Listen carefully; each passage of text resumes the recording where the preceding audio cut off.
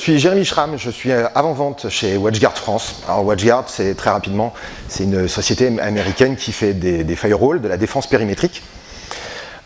Et aujourd'hui, je vais vous faire un petit descriptif de ce qu'est la sécurité informatique, et donc ce vers quoi vous devriez tendre vu vos filières. Alors, il faut comprendre que la sécurité informatique est liée directement à l'évolution des technologies informatiques. Et les technologies en tant que telles ne sont pas bonnes ou mauvaises. C'est comme dans la nature, la technologie est ambivalente. C'est ce qu'on va faire de cette techno qui va définir le résultat.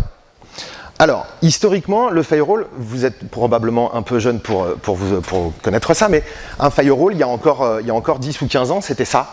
Donc c'était des choses assez simples. Les applicatifs n'utilisaient qu'un seul port, donc quand on contrôlait un port, on contrôlait l'application et son comportement. On pouvait faire des choses relativement efficaces avec très très peu de moyens technologiques. En revanche, avec le temps, les applicatifs ont commencé à évoluer, en grande partie à cause de nos amis développeurs. Et donc il a fallu, les applications ont eu besoin d'utiliser de nouvelles choses et de venir encapsuler des choses dans les protocoles. Donc le premier élément qui a été un peu moteur de ce changement, c'est MSN, qui a commencé à, dans le protocole HTTP, inclure des éléments qui n'étaient pas prévus au départ. Donc mettre des types de contenus comme on a en bas à droite. Du coup, ça nous a contraints à faire évoluer le comportement des firewalls de façon générale. Donc il a fallu prendre en charge, mettre en place des proxys de façon à pouvoir décompiler les protocoles, désassembler les protocoles et agir non plus simplement sur des systèmes de port, de destination, etc., mais directement dans le contenu de la trame applicative. Un certain nombre de constructeurs ont mis du temps à passer ces virages. Il se trouve que, bon, pour la petite histoire, nous on a fait ça assez rapidement. Mais ça n'a pas suffi puisque les applicatifs ont continué à évoluer. Je ne sais pas si vous avez connu Imul, parce qu'aujourd'hui ça ne sert plus tellement. Imul, ça a été l'un des grands moteurs de sa génération en termes d'application. Imul a changé complètement son comportement, le comportement applicatif moyen. Quand on démarrait Imul sur un réseau, il ne se contentait plus de passer par un port, il faisait un scan de port depuis la machine pour voir tout ce qui était ouvert et communiquer sur les premiers ports disponibles. Tout le monde utilisait Imul au bureau puisque globalement, quand on avait une connexion 56K à la maison, c'était bien, là où au bureau, souvent on avait des connexions mirifiques, des fois on pouvait arriver jusqu'à 1 mégabit de bande passante, c'était complètement fou. Donc les utilisateurs lançaient Imul depuis leur poste de travail, ce qui n'était pas tout à fait autorisé par l'IT. Ce qui se passait, on s'est rendu compte de ces changements de fonctionnement, puisque d'un coup, d'un seul, on s'est retrouvé avec tout un tas de machines qui étaient bloquées. Donc, des machines qui étaient fonctionnelles le lundi se retrouvaient bloquées le mardi, sans plus aucune communication réseau, puisque ce scan de port était détecté par les pare-feux, les nôtres ou ceux des concurrents, et les machines se retrouvaient purement et simplement bloquées. Donc il a fallu adapter ça, adapter les comportements. Skype s'est mis à chiffrer ses communications, de façon un petit peu sale comme souvent avec Microsoft, et on s'est mis à utiliser du HTTPS de façon à pouvoir chiffrer énormément de communications comme ça, que ce soit de l'audio, de la vidéo, de la data. C'est ce qui nous a donné par la suite des évolutions telles que Tor. Du coup, on a fait évoluer les technos pour les applications, pour amener des services aux utilisateurs, pour pirater quelques séries.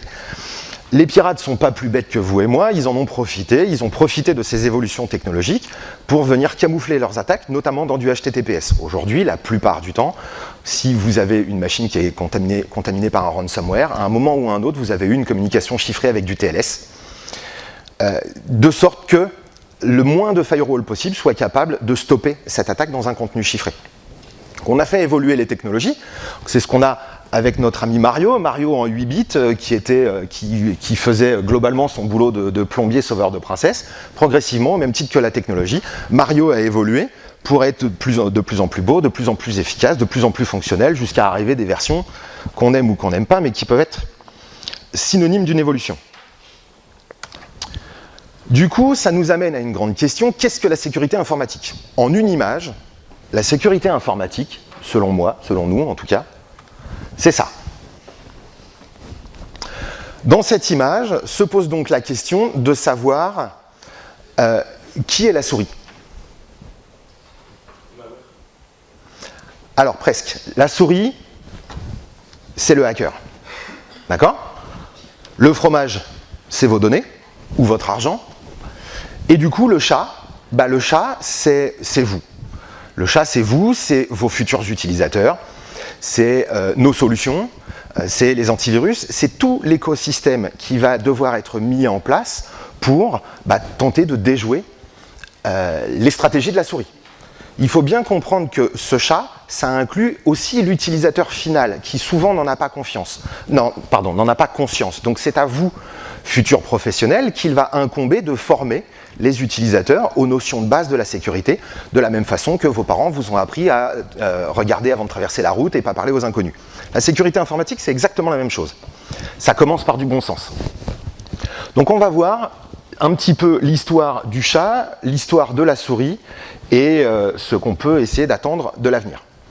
On va revenir un petit peu dans le temps, donc vous n'étiez pas né, moi non plus. 1971, l'ARPANET, donc l'ancêtre d'Internet, on a eu le premier virus qui était The Creeper. The Creeper, c'était une expérience de codage, de façon à voir si un code pouvait s'auto-dupliquer sur des systèmes mainframe. Donc on avait ça qui apparaissait sur des machines mainframe, des terminaux mainframe, et donc cet élément-là se baladait, et donc ça disait « Ah, je suis le Creeper, attrapez-moi si vous pouvez ». Donc on est parti d'une petite blague potache en 1971 à 46 ans plus tard, ça. Donc il y a des gens du développement, donc peut-être que vous arriverez à lire. Ça, c'est une attaque de l'an dernier, c'est Adilcuse. Adilcuse, on en a très peu entendu parler. C'est un malware, un ransomware, un malware qui s'est propagé avec la même faille qu'utilisait WannaCry. J'imagine que vous avez entendu parler de WannaCry. Et donc, Adilcuse faisait deux choses. La première chose, il bloquait, c'est ce qu'on a ici. Adilcuse commençait par bloquer la faille SMB qui permettait à WannaCry de se propager. Parce que deux virus qui rentrent sur le même système, ils se retrouvent en concurrence. C'est toujours une guerre entre pirates. Donc on bloquait le déploiement de WannaCry et ensuite on s'occupait ici d'utiliser les machines victimes pour faire de la crypto-monnaie. En l'occurrence ici du Monero. Tout le monde sait ce que c'est que les crypto-monnaies, le Bitcoin, tout ça? Pas de souci? Donc, ça, c'est l'évolution de notre système. Alors, on a eu des virus extrêmement complexes comme WannaCry ou Adilcuse, sur lesquels on reviendra. Il faut aussi être vigilant partout. Ça fait partie des choses que vous allez devoir enseigner à vos utilisateurs finaux. C'est que mon collègue, lorsqu'il préparait cette présentation, il fait une pause, il ouvre son Facebook, et puis il voit deux invitations en attente. Donc il y a Fabrizio Crotz, ici, qui est ni plus ni moins que le chef Europe chez WatchGuard. Donc méfiez-vous quand même, évitez d'être amis sur Facebook, sur les réseaux sociaux, avec votre patron. C'est rarement une bonne idée. Et puis on a ici Terry Meador. Alors, elle est charmante. D'accord ? Clairement, elle est charmante. Elle veut nous parler, elle veut me parler à moi, avec plaisir. Du coup, c'est quand même quelque chose dont il va falloir se méfier. On a ici une tiny URL, donc une petite pub, et cette petite pub, j'imagine que vous la connaissez, alors c'est un petit peu tronqué ici, on récupère l'URL vers laquelle ça pointe, et par bonheur, mon collègue travaillant chez WatchGuard, il a un firewall chez lui qui bloque la communication, puisque clairement, ça allait l'emmener dans un certain nombre de déboires informatiques, notamment avec le téléchargement de logiciels non sollicités. Donc la menace est partout. La souris est partout. Les pirates vont avoir besoin d'efficacité. Vous allez le voir après, le piratage, c'est une industrie. C'est une industrie qui rapporte. Donc, on a ici VirusTotal. VirusTotal, pour ceux qui ne connaissent pas, c'est un système hébergé par Google sur lequel on peut uploader un fichier de façon à vérifier si un malware ou un virus dedans serait connu par une base d'une cinquantaine d'antivirus classiques. Les pirates n'utilisent pas ça, parce que ce serait directement donner l'information à Google. Ils ont d'autres systèmes. Je ne sais pas si vous avez vu cette semaine dans la presse, il y a un site qui a été fermé qui s'appelait Scan4U. L'administrateur a pris 14 ans de prison. C'était un système payant hein, sur le dark web. Quand on est un pirate, on pouvait s'abonner à Scan4You de façon à soumettre son virus, son malware, son ransomware et vérifier s'il est présent dans les signatures d'antivirus. Donc ça permettait aux pirates de préparer leurs attaques. Alors qu'est-ce qui se passe du coup si un virus est connu par Scan4You et donc connu par les virus? On va modifier le virus. Est-ce que vous avez une idée du temps que ça prend pour faire un nouveau virus à partir d'une base commune? Non? C'est quelques secondes. On va éditer juste quelques caractères et ça va changer le hash, la reconnaissance de ce virus. Alors ça, c'est la zone de propagation d'un virus qui s'appelait Saphir, qui s'est propagé en 2003. En 30 minutes, Saphir a couvert plus de la moitié de la Terre et en l'occurrence pratiquement tous les pays riches. Il s'est déployé très vite, profitant des nouvelles technologies, des nouvelles possibilités protocolaires et de la puissance de calcul des machines. Là, la souris avance quand même bien. Déjà en 2003, la souris avait un peu d'avance et le chat pas mal de retard. Ce qui nous amène à une question. Là, on parle de virus depuis tout à l'heure. Un virus, c'est un logiciel. Un antivirus, c'est un logiciel aussi. Et du coup, quand deux logiciels s'affrontent, qu'est-ce qui se passe? Quand deux logiciels s'affrontent, ça donne ça, bataille en centre-ville, et le premier qui dégaine. Le premier qui dégaine, en 2017, ça a donné ça. Donc c'est un Norton normal qui s'est fait hacker par un virus. Donc première phase de l'attaque, on ne se contente plus d'arrêter les services de l'antivirus, on démonte l'antivirus et on en prend le contrôle. Alors, je sais, on va blaguer, c'est Symantec, et Symantec n'a pas forcément très bonne réputation. Ce n'est pas un problème de Symantec, c'était un problème de faille Microsoft. Et donc, virtuellement, tous les antivirus étaient sensibles à cette attaque. Beaucoup d'antivirus ont été désactivés par cette attaque. On reparlera des failles Microsoft. Ça, vous avez peut-être connu, vous avez peut-être vu papa ou maman se tirer les cheveux en voyant ça.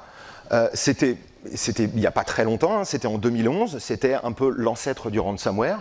C'était pas grand-chose dans sa première version, ça changeait le fond d'écran et ça vous disait « Ouh là là, la gendarmerie va venir vous choper parce que vous avez utilisé Imul. Payez donc une amende de 200 € dans les 3 jours et tout se passera bien. » Petit à petit, cet élément-là a évolué pour tendre vers quelque chose de plus complexe. Alors ça, c'est un peu c'est l'arbre généalogique des malwares. Donc on est ici, d'accord, sur notre virus gendarmerie. On a des célébrités comme CryptoLocker ici, CryptoWall là, le CTB Locker, d'accord, et progressivement, on a des générations de virus qui se créent, des branches en fonction de leur mode de propagation, de leur mode d'action et des dégâts qu'ils font sur un réseau. Avec le temps, les virus ont évolué, hein, puisque les technos évoluent et que les défenses évoluent, on évolue. Donc ça, c'est WannaCry. WannaCry, je ne sais pas si vous en avez entendu parler, j'imagine que oui quand même. En 2017, à la fin du printemps 2017, on commence à avoir l'apparition de ce virus. Ça dure que quelques jours.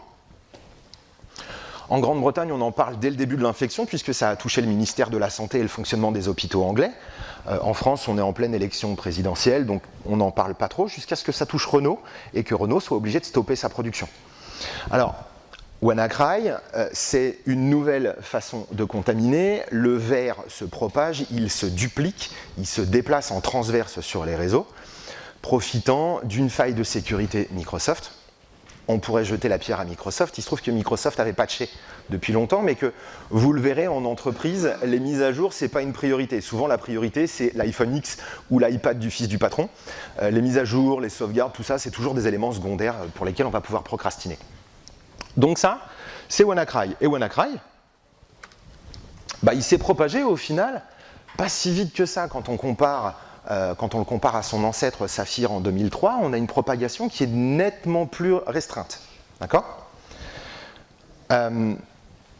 WannaCry faisait quoi ? WannaCry, le but de WannaCry, c'était a priori de récupérer des rançons. Donc vous allez voir que les modèles stratégiques évoluent, les pirates évoluent, hein, encore une fois c'est une industrie, et ils vont cibler leurs attaques. Donc en 2 jours, on a on a cette propagation, et au bout de 2 jours, la propagation s'arrête net. Vous savez pourquoi, vous vous rappelez? Non, on raconte qu'un... Alors c'est fonction des versions, on raconte qu'un étudiant ou qu'un expert en sécurité serait tombé sur un nom de domaine et qu'en réservant ce nom de domaine, il a bloqué la propagation de ce malware, de cette menace. Alors, c'est quand même amusant qu'au final, la propagation s'arrête quand le territoire anglais est réellement touché. On peut en tirer peut-être des conclusions, mais on en reparlera. Les pirates ont profité d'une autre chose, c'est la loi de Moore. Vous connaissez la loi de Moore, j'imagine, ou au moins certaines de ses variantes plus ou moins approximatives. Monsieur Moore, j'ai oublié son prénom, c'était un ingénieur. Il est l'un des fondateurs d'Intel. Et il a émis une hypothèse qui s'est vérifiée jusqu'en 2015, selon laquelle le nombre de transistors composant les microprocesseurs devrait doubler tous les 2 ans à coût égal. Ce qui induirait une évolution, une augmentation en doublant de la puissance de calcul des processeurs. Donc il y a tout un tas d'évolutions de cette loi de Moore qui ne sont pas forcément toujours à mettre au crédit de Monsieur Moore. Du coup, avec l'évolution de la puissance des machines, de vieux virus, de vieux ransomware, ce CryptoWall il est très vieux, il est de 2012 ou 2013, il mettait pratiquement une journée complète pour chiffrer une machine. On a fait évoluer les processeurs, on a plus de RAM, on a du SSD. Qu'est-ce qu'on écrit vite sur un SSD? Regardez un CTB Locker, il chiffre une machine complète en moins d'1 minute. On est content d'avoir inventé le SSD.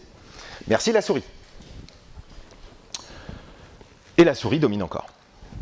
Alors, on a eu des attaques frontales, on a profité de failles Microsoft pour se propager.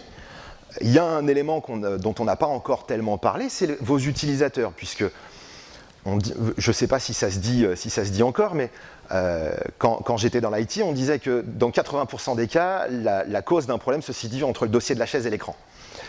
C'est ce qu'on va avoir ici avec le phishing. Le phishing au travers du spam. On a eu du spam pour acheter du Viagra, acheter des montres en solde, se faire arnaquer, etc. Le spam a évolué. Le spam a vocation à faire rentrer du ransomware, à faire rentrer des menaces complexes dans un réseau. Les pirates, encore une fois, sont dans une évolution perpétuelle de leur modèle. Donc, lorsqu'un spam ne passe plus, puisque on cible un utilisateur français, qu'on envoie une pièce jointe en anglais, avec un mail en anglais, on sait tous comme les Français sont bons en anglais, on adapte son modèle et on commence à cibler correctement. Donc on va faire un mail en français. De plus en plus, vous vous rendrez compte que les pirates ciblent les pays dont ils parlent la langue, dont ils maîtrisent la langue. Ça évite les fautes d'orthographe pourries qui permettent de reconnaître le faux mail de la Société Générale, etc. Donc on fait évoluer le système de façon à avoir un taux d'efficacité le plus fort possible. Les pirates, dans leur campagne de spam visant à contamination, étudient le taux d'ouverture des emails, comme le ferait n'importe quelle entreprise avec une campagne marketing. Le taux d'ouverture est trop faible, on a un retour sur investissement qui est trop faible, pas de problème, on fait évoluer le modèle, on passe à un nouveau modèle de spam avec de nouveaux templates, et un travail de meilleure qualité de façon à obtenir à nouveau un ROI important. D'accord ? Alors vous me direz pourquoi est-ce que les pirates ne font pas immédiatement un super mail? Parce que s'ils font tout de suite un super mail, ils se sabordent eux-mêmes dans l'opportunité d'avoir un cycle de vie de leurs produits beaucoup plus long. D'accord ? On est dans une industrie, ROI, cycle de vie, etc. C'est important. Du coup, on verra qu'un bon anti-spam, parfois, ça suffit pour bloquer un malware. NotPetya. Je ne sais pas si vous en avez entendu parler, c'est 2017 aussi. NotPetya se propageait avec la même faille que WannaCry. Donc, WannaCry qui a été la plus grande attaque informatique de l'histoire, hein, ça a touché 300 000 machines en 2 jours, 100 000 machines le premier jour, c'est quand même pas rien. Tout le monde a vu aux informations Renault arrêter, des hôpitaux en vrac, etc., des entreprises qui ont fermé purement et simplement.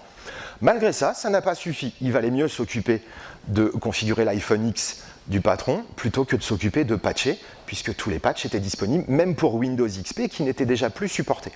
D'accord ? Cette faille, elle fonctionnait sur toutes les machines antérieures à Windows 10 non patchées. Donc, NotPetya apparaît, se propage de la même façon que WannaCry. Demande une rançon, comme WannaCry, et $300 en général. Et puis, on s'aperçoit que tous ceux qui payent ne récupèrent pas leurs données.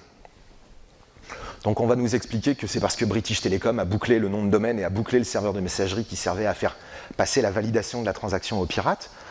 Au-delà de ça, on s'aperçoit en étudiant le code que en fait, on n'envoyait pas la clé de chiffrement sur le serveur des pirates, donc en fait, il n'y avait pas moyen de récupérer. Donc on n'est plus dans un système de rançon, on est dans de l'extorsion.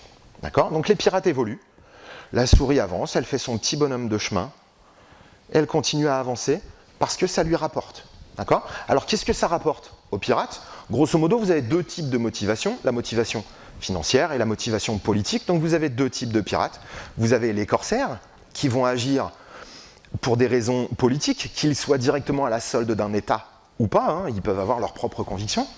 Et puis vous allez avoir ce qu'on appellera les pirates, hein, au sens Errol Flynnesque du terme, et on va avoir donc des gens qui vont faire ça pour l'argent. Il faut quand même savoir qu'en 2017, les ransomware ont rapporté plus que le trafic de stupes. C'est quand même pas rien, hein, sachant que le trafic de stupes, jusqu'en 2017, c'était la première industrie du monde. Voilà. Alors, on a commencé à en parler dans la presse, puisque, encore une fois, on touche des milliers d'ordinateurs non patchés. Et puis, quand on regarde un petit peu le fonctionnement de NotPetya, on s'aperçoit que dès que le virus commence à sortir de l'Ukraine, il s'arrête. Étrange quand même, un virus qui ne touche pratiquement qu'un seul pays. Là encore, je pense qu'il y a des questions à se poser. Alors, c'est typiquement le genre de choses que vous pourriez aller voir. Je vous présente Koren Arheimer, c'est un Américain malgré son nom. Il travaille chez WatchGuard, c'est un spécialiste de la sécurité informatique, il tient un petit blog de sécu, il fait des petites vidéos, il explique les méthodes de hack, comment tel virus s'est propagé, etc. etc. Et c'est un monsieur qui avait envisagé déjà bien longtemps à l'avance l'arrivée d'attaques comme WannaCry et NotPetya. NotPetya donc avait quand même une particularité, ça a donné une nouvelle branche de cet arbre généalogique, c'est qu'on a arrêté de chiffrer les données et peut-être les rendre, on les détruit directement, d'accord ? On quitte le ransomware pour aller au destructware. Dans les attaques, on a aussi les botnets. Un botnet, c'est un réseau de machines zombies. C'est un réseau mondial de machines contrôlées par une équipe de pirates. Alors, à quoi ça sert ?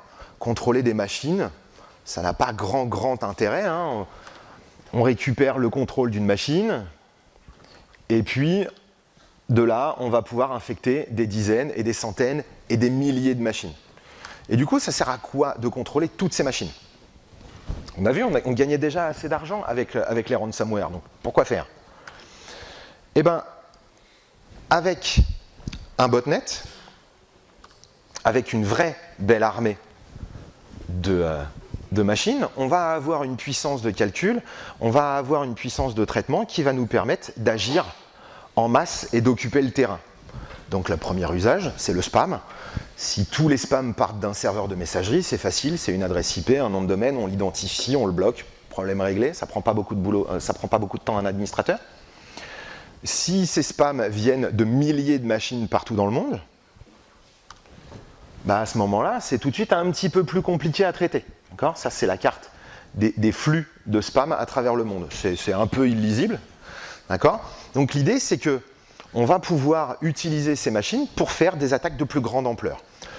L'une de ces attaques, c'était Mirai. Mirai utilisait non plus des machines dans son botnet, mais des objets connectés. En l'occurrence, pour le cas de Mirai, c'était des caméras IP. Des caméras IP, des links, Netgear qu'on met en place, on ne change pas le mot de passe admin, hein, elles sont non patchées, elles sont non sécurisées, souvent directement mises dans la DMZ de la Livebox à la maison. Et de là, on prend le contrôle du code de ces caméras, de ces millions de caméras, et puis on s'en sert pour faire une attaque. Qu'est-ce qu'on peut faire avec une caméra ? Pas grand-chose, me direz-vous. On peut faire un DDoS. Tout le monde sait ce que c'est qu'un DDoS ? Ouais ? Non, alors un DDoS, c'est une saturation. on va remplir la connexion Internet de la victime de façon à ce qu'il ne puisse plus du tout communiquer. C'est comme si on mettait 80 zombies devant votre porte, vous ne pouvez plus sortir. La porte n'est pas endommagée pour autant, hein. Dès qu'on enlève les zombies, vous pouvez circuler. C'est ça, un DDoS. Et donc, des gens comme OVH en font les frais. Ça leur est arrivé en 2017, me semble-t-il, 2016 d'abord. Puis 2017, OVH, ils n'ont pas eu de bol, parce qu'après le DDoS, ils ont eu une coupure d'électricité, en même temps que leurs 2 groupes électrogènes n'ont pas démarré, et avoir une rupture de liaison de leur backbone optique, tout ça le même jour. Statistiquement, il leur manque l'attaque des titans, le virus extraterrestre, et je crois que c'est à peu près tout. Mais ils vont nous dire que c'était un accident complètement isolé. Il n'est rien arrivé à OVH. Hein. Le RGPD va mettre un petit peu d'ordre là-dedans, puisque dans le RGPD, je ne sais pas si vous l'étudiez en cours, le RGPD fait que les entreprises vont avoir l'obligation de communiquer sur leur brèche de sécurité. Donc la prochaine fois que OVH sera pris en otage par des pirates, parce qu'il ne faut pas se leurrer, c'est ça qui s'est produit, payé parce que sinon on continue à vous bloquer, la prochaine fois OVH devrait être contraint normalement de communiquer là-dessus. Ça nous en apprendra un peu plus. 1 terabit par seconde de données. Alors, l'évolution du botnet, c'est quoi? C'est les frigos connectés. Hein, quand on va commencer à avoir des frigos qui vont accéder tout seuls à Amazon pour commander les briques de lait, votre frigo, vous avez intérêt à le patcher, parce que sinon, lui aussi, va participer au DDoS contre OVH. Pourquoi ça se produit, ce genre de choses? Ça pose quand même un souci. Alors là, c'est probablement plus la faute de nos amis développeurs. Pourquoi? En fait, la raison, elle est financière. Et vous allez voir que c'est votre avenir. C'est votre avenir d'administrateur, c'est votre avenir de développeur, c'est votre avenir dans l'IT. C'est qu'on va vous demander de faire des miracles avec une main attachée dans le dos. Il faut que les produits sortent. Il faut que les produits sortent vite. Il faut que les produits sortent avant les concurrents. Même si c'est pas patché, si c'est pas fini, si ça n'a pas été testé, si ça n'a pas été validé. D'accord? Et ça, c'est comme ça que sortent tous vos produits. C'est comme ça que sortent les derniers OS. Et il n'y a pas que Microsoft, hein, on peut se moquer des autres aussi. C'est valable pour tout. Donc, n'oubliez pas mon histoire de frigo. Je suis sûr que ça vous fera moins rire dans quelques années. Alors jusqu'à présent, la souris a quand même pas mal occupé le terrain, hein, elle a fait à peu près ce qu'elle voulait, on a l'impression que le chat n'est même pas là. Donc, il était temps que le chat se réveille, donc il va falloir mettre en place des outils. Pour ça, on a la sandbox. Sandbox, littéralement, c'est un bac à sable. C'est un système dans lequel on va enfermer un programme, un fichier, et on va l'étudier. C'est une boîte de pétri, pour ceux qui ont fait de la bio. Et on va regarder ce qu'il fait, de façon à voir si, qu'est-ce que tu fais? Tu es en train de chiffrer ma machine? Tu n'es pas un exécutable dédié à la sécurité, tu es vraisemblablement un malware. D'accord? Donc pour ça, on a inventé les sandbox. Le chat avance, il rattrape la souris. Mais du coup, la souris, elle va trouver une parade. Donc elle fait un système d'évasion des sandbox. D'accord? Un anti-sandbox. Donc c'est quoi un anti-sandbox? C'est un système qui va, un bout de code, en fait, qui va faire qu'on va regarder ce qui se passe dans l'environnement où on est. Tiens, il y a des clés VMware, je suis dans un environnement virtualisé. Et le temps passe rudement vite, bien plus vite que le cadencement d'horloge. Je suis probablement dans un monde parallèle où on m'étudie. D'accord? Alors, des systèmes anti-sandbox, il y en a plein. Hein, on peut fouiller le net. On trouve pratiquement que ça, des systèmes anti-sandbox. Ça court les rues. Donc, la souris a repris le pas. Que va faire le chat? Il n'y a plus qu'une seule solution. Un anti-sandbox. On peut aller loin comme ça. L'anti-sandbox, c'est un système, c'est ce qu'on appelle l'émulation de code. À ce moment-là, on va plus se contenter de simplement jouer le fichier, jouer le programme, ouvrir le PDF. On va analyser son contenu et rechercher ses capacités d'évasion. D'accord? C'est ça qu'on va chercher. Parce que si un élément essaie de s'évader du sandbox, s'il essaie de se masquer de l'analyse d'une sandbox, c'est que de toute façon, c'est un coup de la souris. D'accord? Donc, on ne va pas chercher beaucoup plus loin, on recherche les tentatives d'évasion. Pour ça, le machine learning et l'intelligence artificielle, ça aide bien quand même. On va revenir à WannaCry après avoir parlé de tout ça. une petite BD que mon collègue a trouvée je ne sais pas où. Donc on a nos deux pirates qui disent « Ah, regarde, j'ai intégré une super astuce pour éviter les sandbox. » Parce qu'on n'a pas voulu payer un anti-sandbox. Regarde, comme une sandbox est programmée pour toujours dire oui, toujours laisser faire pour pouvoir jouer le scénario de l'attaquant, ben, je vais intégrer un nom de domaine qui n'existe pas. Et si le nom de domaine, je vais le requêter, si ce nom de domaine me répond, c'est que je suis dans une sandbox. Donc j'arrête et j'attends. Et là, donc, on a notre petit rouquin, notre soi-disant étudiant, qui dit « Ah, tiens, c'est quoi dans ce code du virus? C'est quoi ce nom de domaine qui est requêté? Et si je le réservais ?» Voilà, fin de l'attaque. Ça, c'est la version officielle. Ce petit rouquin, il a été interviewé 2-3 fois, un peu en off, dans des canaux un peu... Il n'est pas étudiant, il n'est pas expert en sécurité non plus. Le mec a sauvé le monde. C'est le Jack Bauer de l'informatique. Il a bloqué l'attaque alors qu'on n'avait contaminé que 300 000 machines en 2 jours. Et on ne sait pas qui c'est. Pas de Légion d'honneur, pas un super compte en banque, il n'est pas devenu product manager chez RSA ou chez WatchGuard. C'est bizarre quand même. Non? Bon, on verra.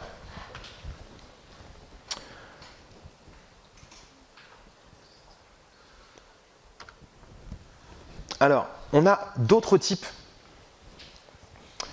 de vulnérabilités. On a essayé de passer par du réseau, on est passé par les utilisateurs, on a utilisé du spam, on a utilisé des techniques vieilles comme Erod, le cheval de Troie, etc., etc. Pourquoi s'embêter avec tout ça? Il y a le Wi-Fi, tout le monde a une box, tout le monde met son téléphone en partage de connexion. Non, il n'y a plus les ordinateurs. On a le partage de connexion, on a tout ça. Le Wi-Fi, les ondes ne s'arrêtent pas au mur de chez vous, au mur de votre bureau. Qu'est-ce qui m'empêche d'aller sur le parking et puis d'intercepter une partie de ce trafic? Je ne sais pas si vous l'avez vu, mais le WPA2 a été craqué. Il y a une faille qui s'appelle crack avec un K. Donc c'est pas très compliqué de rentrer sur un réseau Wi-Fi aujourd'hui. Il y a des appareils, je ne sais pas si vous connaissez le Pineapple. Le Pineapple, c'est un petit appareil Wi-Fi, ça vaut 199 $, je crois. Ça permet de faire de l'interception de trams. C'est assez rigolo. J'en ai pas là, sinon je vous aurais montré. C'est très rigolo à faire. Ça permet de récupérer des trams en clair, on va le voir. Donc, en passant par le Wi-Fi, j'arrive par l'intérieur, je bypass le firewall, je suis directement au contact de l'utilisateur. Ça me laisse une chance éventuellement de hacker la prochaine génération d'antivirus, comme on a vu tout à l'heure. Et donc, on va pouvoir faire ce genre de choses. Donc, on va intercepter des trams, pouvoir récupérer des mots de passe, des codes de carte bleue, etc. Il y a tout un tas de types d'attaques qui existent, qui la plupart du temps mènent à soit un vol de données, soit un vol d'argent pur et simple. Donc vous avez une technique qui consiste à émettre plus fort que le réseau du Starbucks ou du McDo. On émet le même réseau qu'eux, et puis on fait le même portail Wi-Fi qu'eux. Mais on émet plus fort, on est plus près de la cible. Donc la cible se connecte. Comme la cible se connecte, tout son flux réseau, même s'il est chiffré, va passer au travers de mes appareils, au travers de ma machine, de mon Linux, même d'un Windows. Pour ceux qui viendront cet après-midi, vous allez voir que désencapsuler du HTTPS à la volée et donc récupérer du contenu dans une trame chiffrée, c'est extrêmement facile à faire. On le fait à la volée avec des petites boîtes comme ça. Ça là est en carton. Donc, en déchiffrant une communication, on va pouvoir récupérer le code de carte bleue que vous avez mis pour votre commande Amazon, on va récupérer vos identifiants pour vous connecter à votre espace numérique, même si ça, tout de suite, ça a moins d'intérêt. On va récupérer votre adresse email. On vend, sur le Darknet, on vend des adresses email avec des mots de passe, des comptes déjà pré-hackés. D'accord ? C'est des choses qui s'achètent très bien. Et tout ça, donc, ça nous amène donc, à une évolution des attaques. D'accord ? Les malwares. Là, c'est une vue sur les malwares, mais de façon générale, les attaques évoluent. On est dans une industrie, on gagne de l'argent. Le retour sur investissement, encore une fois, est important. Du coup, ils travaillent. 390 000 nouveaux malwares tous les jours. Alors, je vous l'accorde, ils ne sont pas entièrement nouveaux, c'est une génération B, C, D d'un premier produit, mais c'est toujours 390 000 nouvelles menaces que les antivirus ne vont pas être en capacité de reconnaître et qu'il va pourtant falloir bloquer. D'accord ? Pour ça, on ne peut plus travailler à la main, on a complètement quitter ce monde du firewall de début de présentation, on ne peut plus traiter tout ça à la main. Donc il va falloir que la défense évolue. Donc il y a 20 ans en informatique, la sécurité c'était ça, on mettait tout notre système dans une diligence et on cavalait. Maintenant la sécurité informatique, vous allez voir, c'est ça. D'accord ? Il va falloir y aller beaucoup plus fort. Il va falloir filtrer beaucoup plus de choses. Alors ça va vous poser un vrai problème politique puisque vous allez voir que vos utilisateurs ne seront pas ravis de ça. Ils auront l'impression que vous les espionnez.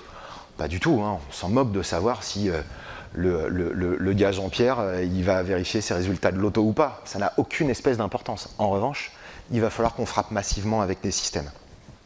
Alors, nos systèmes, du coup, comme les attaquants ont des schémas d'attaque qui sont complexes, on va être obligé de mettre en place des systèmes de défense complexes. D'accord ? Donc on va empiler des couches. Avant, on avait un firewall, un antivirus, ça suffisait. Aujourd'hui, ça ne suffit plus.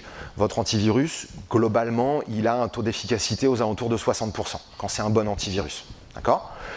Donc ça ne va pas suffire, donc on va ajouter des morceaux. Donc on va faire de l'IPS, d'accord ? L'IPS, c'est un système de détection de vulnérabilité réseau. On bloquait WannaCry avec ça, pour information. Donc si on bloque WannaCry en transverse, on a gagné un peu de temps. On va utiliser un petit peu d'antivirus, parce que quoi qu'il arrive, un peu d'antivirus, ça fait pas de mal. On va utiliser des systèmes de réputation. Il est où mon système de réputation ? Il est là. Parce que quand une menace a déjà été identifiée par un firewall, pourquoi perdre du temps à essayer de la réanalyser ? On sait déjà qu'il y a un risque infectieux dedans. D'accord ? Et tout ça, on va pouvoir le faire évoluer, donc on va ajouter des briques. On va bloquer Tor, parce que si on bloque Tor, il n'y a plus de système de rançon la plupart du temps avec les ransomware. On va filtrer le web, pas pour faire chier les utilisateurs, mais parce qu'on va avoir besoin de bloquer l'accès à des sites web. Vous vous rappelez tout à l'heure la connexion dans l'invitation de la jeune fille sur Facebook ? Un simple web bloqueur suffit. Un spam bloqueur va suffire. D'accord ? Et on va empiler nos couches de sécurité comme ça, de façon à avoir un empilage de défense et avoir un curseur de sécurité qui soit toujours le plus près possible du 100%. D'accord ? Pour ceux qui auraient fait un petit peu d'histoire, c'est Vauban. C'est Vauban. Il faut exposer l'attaquant au plus de défense possible. Plus on le met sous un feu croisé, et plus on a de chances de l'arrêter. Alors accessoirement, on va essayer de rajouter des éléments. Donc chez nous, on va rajouter un élément sur le poste de travail. C'est un élément qui s'appelle TDR. Ça vient en complément d'un antivirus. On pourra en reparler cet après-midi si y en a que ça intéresse. On va sécuriser le Wi-Fi, puisqu'on a parlé de Wi-Fi. Tant qu'à faire, essayons de protéger le Wi-Fi, parce que la clé WPA2 va être craquée en quelques minutes. Certains d'entre vous l'ont probablement déjà fait. Donc il va falloir qu'on stoppe l'attaquant sur le Wi-Fi. Donc on va détecter les Evil Twin, on va détecter les bornes Wi-Fi qu'un malveillant va venir brancher sur le réseau. Vous avez regardé Mister Robot ? Ouais. Vous avez vu que le coup de la borne Wi-Fi branchée sur le réseau du FBI ? C'est un cas classique. Ça existe en vrai, on le fait en vrai. On vient mettre un point d'accès de façon à ce qu'un attaquant depuis l'extérieur puisse accéder physiquement au réseau. C'est toujours le problème, c'est accéder physiquement au réseau. Donc pour ça, on va couvrir des espaces avec nos systèmes de façon à appliquer un maximum de sécurité. Alors ça va vous intéresser moins, même si il y en a un là-bas qui doit connaître normalement, qui devrait pouvoir nous le présenter. C'est nos suites de sécurité, un petit package en orange avec les éléments qui nous semblent être minimum pour assurer la sécurité d'un réseau, et puis des briques complémentaires dans une suite Total Security, de façon à augmenter les performances des boîtiers et opposer plus de défense aux menaces. Pour ceux qui viendront cet après-midi, on pourra regarder ça aussi. Chez nous, c'est une seule gamme de boîtiers. Donc l'idée, c'est de pouvoir rendre la mise en place de systèmes de sécurité complexes très simple. Si vous avez fait un peu de Cisco, même si ce n'est pas tout à fait de la sécu, vous avez fait du Storm Shield, etc. C'est des systèmes qui ne sont pas forcément toujours simples à mettre en place, donc c'est des systèmes dans lesquels on va oublier des choses. La sécurité, souvent, c'est simplement ne pas oublier de retirer le mot de passe qui est sur un post-it sur l'écran, d'accord ? C'est des petites choses. Et pour ne rien oublier, rien de tel qu'une gamme simple. Donc tous les produits fonctionnent de la même façon. Et tout ça pour obtenir un certain nombre de blocages, 1 milliard de scans de sécurité chaque heure, Plus d'1 million de boîtiers déployés, ça a une importance puisque on va utiliser des systèmes de réputation. Et tout ça pour que le chat puisse avancer et essayer de rattraper la souris. Donc, on met en place, on crée des UTM, d'accord ? On intègre des solutions de sécurité dans un firewall pour faire un UTM. On fait des points d'accès sécurisés, on fait des systèmes de réputation et on ajoute des briques de sécurité comme ça au fur et à mesure du temps pour armer le chat. D'accord ? Parce que le chat, il n'a pas complètement perdu. D'accord ? Tant que le chat reste dans la course, on va réussir à contrer des choses. On n'a pas besoin d'attraper la souris, c'est ce qui est important de retenir dans cette présentation, c'est que on n'arrêtera jamais la souris, on ne pourra jamais la stopper complètement. Tant qu'on reste dans la course, on a quelque chose à faire et on a une partie à jouer. Voilà. Je vous remercie.